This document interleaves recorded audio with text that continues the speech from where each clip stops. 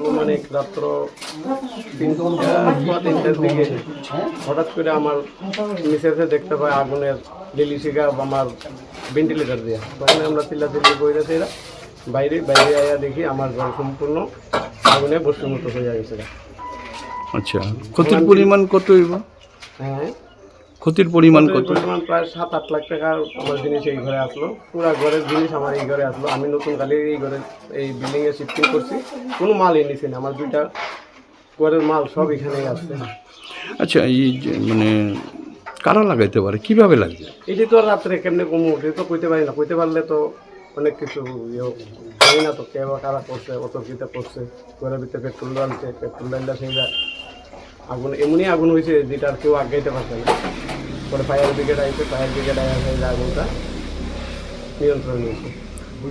তখন কয়টা বাজে ফায়ার সার্ভিস আইছে? যে ফায়ার সার্ভিস ধরেন 10 মিনিট পরে আয় পড়ছে। ফায়ার সার্ভিস দেরি করছে না, ফায়ার সার্ভিসও তাড়াতাড়ি আয় পড়ছে। আইসে তারা দল দিয়ে নাইলে আরো বড় ধরনের হয়তো তারা এসে এটা ইয়া